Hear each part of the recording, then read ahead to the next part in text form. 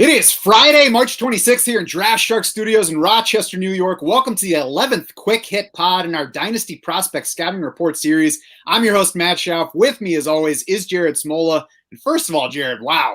I mean, what a day for NFL draft moves. The 49ers traded up from 12 to 3 with the Dolphins. Miami then traded back up to 6 with Philly. San Francisco pretty clearly wants a quarterback there to give up all they did to move to 3. Miami, are they trying to stay in position to get one of those top wideouts? Yeah, I think so. So, I mean, for like best balls now, I think you want to stop drafting Jimmy Garoppolo. I know the Niners are saying he's their guy, but if they draft a guy at 3, that guy's going to be starting before long. I think Miami, if they want Jamar Chase or Devontae Smith, they probably just picked up an extra first rounder and can still get that guy at 6. Tua, obviously, safer now. I mean, if Miami wanted a quarterback, they weren't going to move back from 3 to 6. So I think 2 is their guy for this season. The other takeaway, too, with the Eagles moving back to 12, I think Jalen Hurts is much safer as Philly's 2021 starter. So I bumped him up our rankings. I'm, going to be more aggressive drafting Jalen Hurts in best balls right now.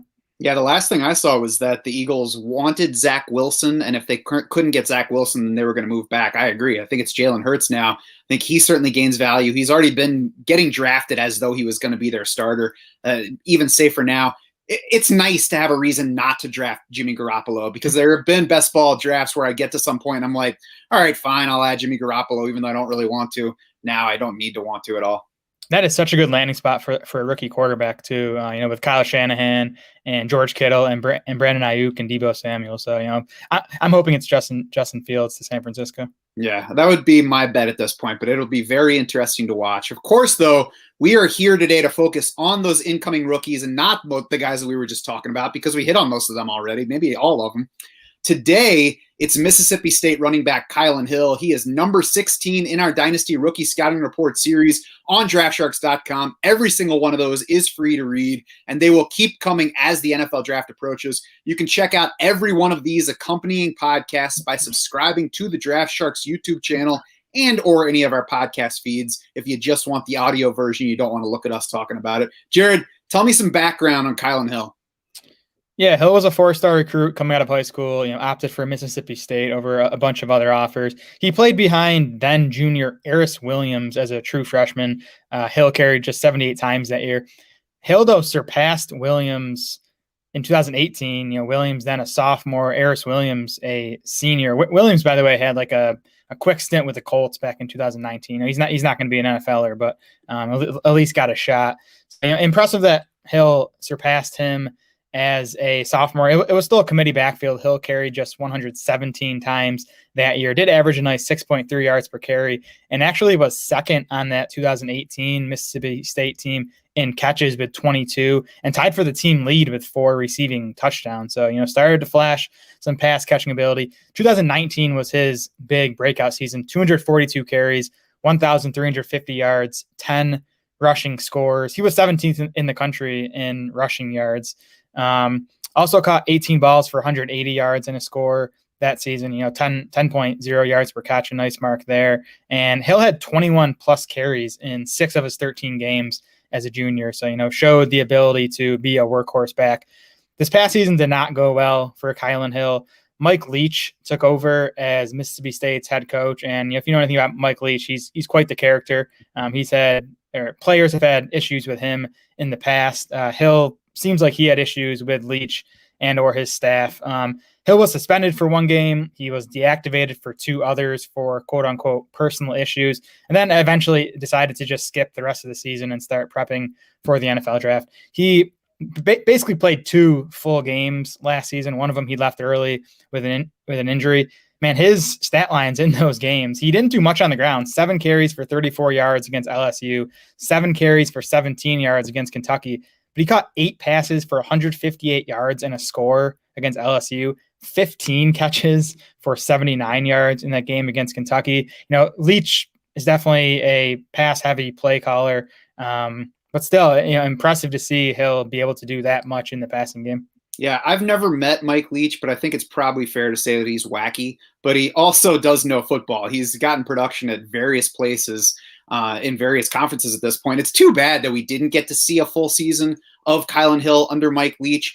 It wasn't, though. You look at the numbers and you might think that they moved somebody ahead of him in the backfield, but that was not the case. He barely appeared, as you already said, but there was nobody else getting carries over him. The Bulldogs just barely ran the ball this past season. For the year, they averaged 18.5 rushing attempts per game versus 50.6 passing attempts. Hill basically played just the 2 games, caught 23 passes, 15 carries. He had more receptions than carries in each of those games. It would have been nice to see what we might have gotten as far as a receiving season in particular from Hill over a full campaign, but at least we got the flashes to go on. Moving to the film review section, I'll turn on the highlights so that we can see some of what we're talking about. The speed, I think, turns on. It shows up immediately. And speed and athleticism. So you can see him converting the speed and athleticism that he has into on-field production here, which isn't always the case with players. And it's important to remember that he's 214 pounds.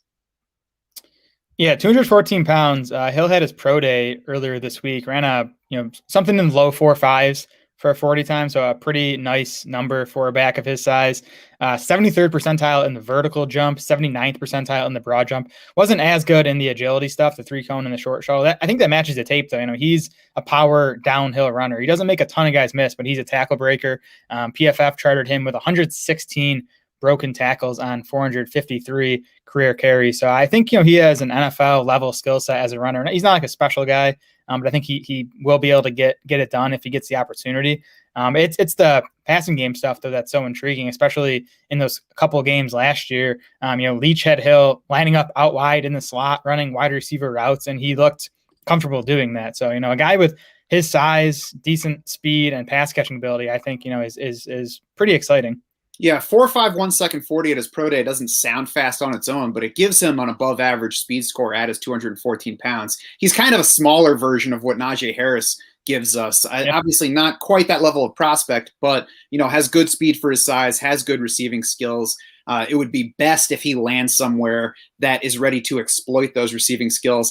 That brings us to fantasy outlook, and I think that Hill's fantasy outlook is going to depend heavily on where he goes in the draft, and not especially the landing spot, not just like where he goes draft wise, but the particular team that he lands with, because he's in a fairly nebulous range at running back right now. So I'm waiting to see, does a team like Kylin Hill enough to make him a round 3 pick, or does a player who's very different in style like Ramondre Stevenson, who, they both might be kind of big and straightforward runners, but Ramondre Stevenson is definitely much more of a power runner without as much in the speed department or as much displayed receiving ability as Kylin Hill. I like that, poor man's Najee Harris comparison for Kylin Hill, just as a bigger power back who can do stuff in the passing game. I would expect him to be a day 3 pick. I'd be pleasantly surprised for his fantasy value if he ends up in round 3. Then if he's a day 3 pick, it just comes down to what else is in that backfield, how much immediate opportunity is he going to get. But again, just the size, the speed, and the pass catching, I think, he's someone that should at least be on our radars. Mm-hmm. I remember back in 2016, this guy came to mind when Miami took Kenyon Drake in round 3, and I think we were all surprised. We were expecting him to be a day 3 pick. Looked inexperienced, looked like it was kind of an iffy fit for an NFL role, but then all of a sudden, good opportunity. A few years later, he's helping us win fantasy titles, and then forcing us all to overdraft him in 2020.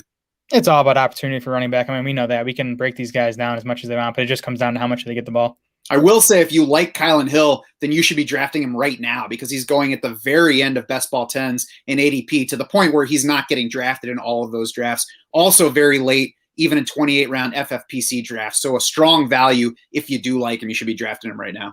Yep. Check out DraftSharks.com for Kevin's full scouting report on Kylin Hill, plus 15 other players already posted, many more to come.